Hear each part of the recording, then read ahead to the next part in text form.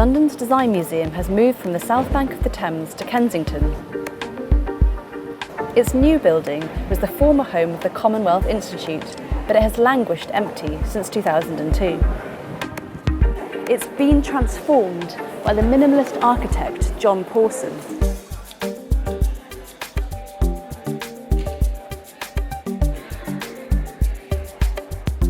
The funding is from a mixture of public and private sources, and the residential apartment blocks in the forecourt are a trade-off for this site.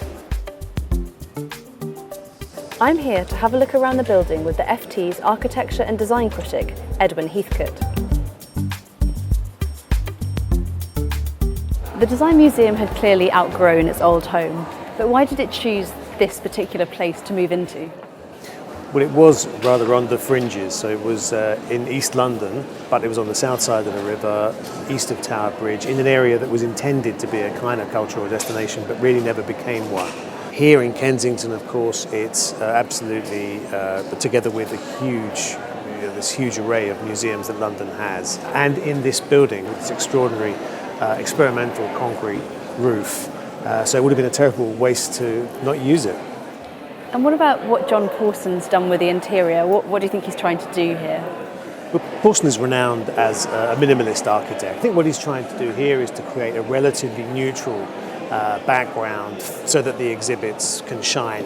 It's it's very clean, it's very clear, it's very obvious how you navigate the building. Maybe it's a little too neutral in a way, but it's certainly one approach which allows what's left of the original building to really look as good as it possibly could.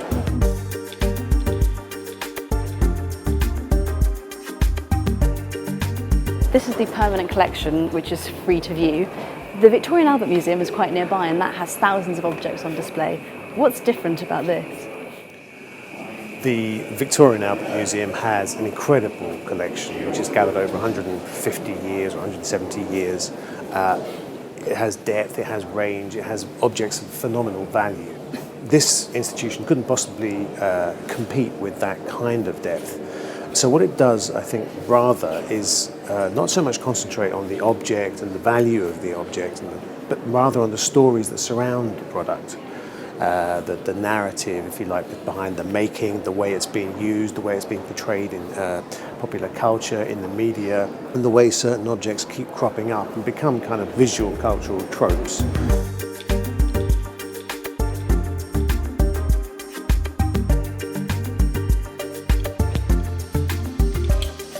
So this is the Design Museum's first temporary exhibition.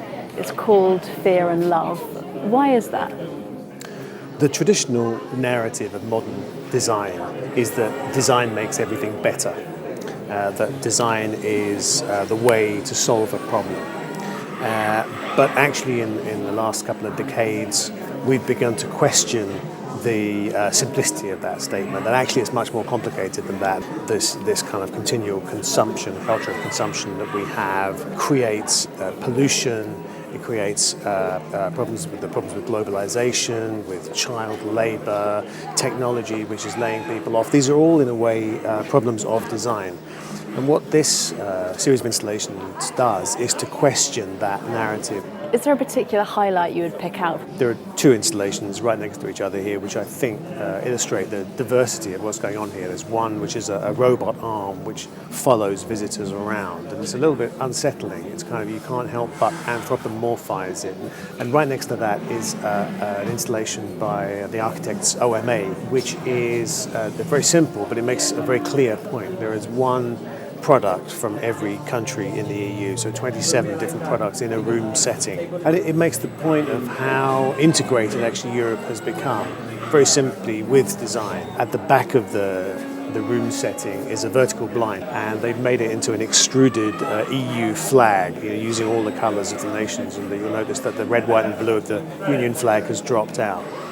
And behind that is a picture of a bombed out Rotterdam, which is a very obvious suggestion that this is what happens when you have disunity and nativism. The Design Museum has gained a big new home here.